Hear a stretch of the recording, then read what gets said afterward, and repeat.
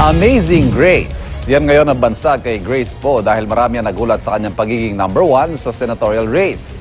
Dahil nga ba ito sa kanyang pumanaw na amang si FPJ o sa sarili niyang kakayahan? Alamin natin ang pananaw ng ilang analyst sa report na ito.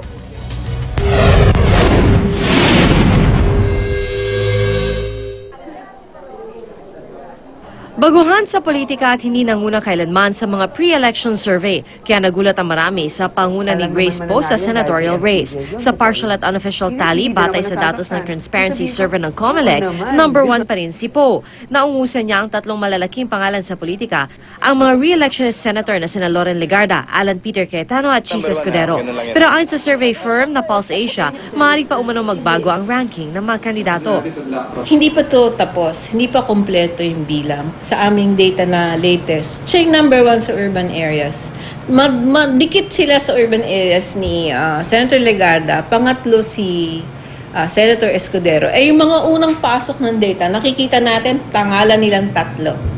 Pero ang political management expert na si Malu Tequia, hindi raw nagulat sa pagiging #1 ni Poe. Lumabas yung ad na po. And that really stuck the image, anak siya ni FPJ at yung po. Dinala pa niya yung FPJ, yung mensahe ni FPJ, lumabas siya, nag-reach out siya. Para naman sa iba, hindi lang pangalan ang bentahin ni Poe. Grace Poe was seen and heard. Nancy Binay was never heard at all sa mga debate. Grace Poe was swayed in terms of her own merit, even if that probably is not absolutely founded in fact, dahil baka wala naman siya magagawa bilang isang senador lang at hindi pa sapat yung pagpurba ng kanyang capability. Although MTRCB was a good benchmark. Pero malaki rin daw ang impluwensya ng makinarya at kinabibilangang partido.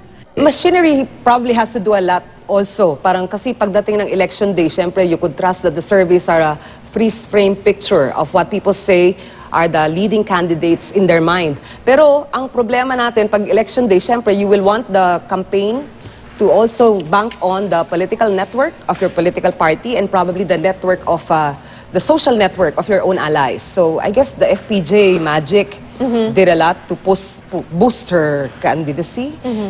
Para naman sa political analyst na si Mon Casiple, sa panayam sa kanya ng GMA News Online, posibleng nakakuha rin ng sympathy votes si Poe. Hindi raw kasi natuldukan ang issue noong 2004 presidential elections kung saan sinasabi ng ilan na ang kanyang amang si Fernando Poe Jr. ang totoong nanalo laban kay dating Pangulong Gloria Arroyo. Sa kabila ng Hello Garcia scandal, natapos pa rin ni Arroyo ang kanyang termino habang maaga namang pumanaw si The King.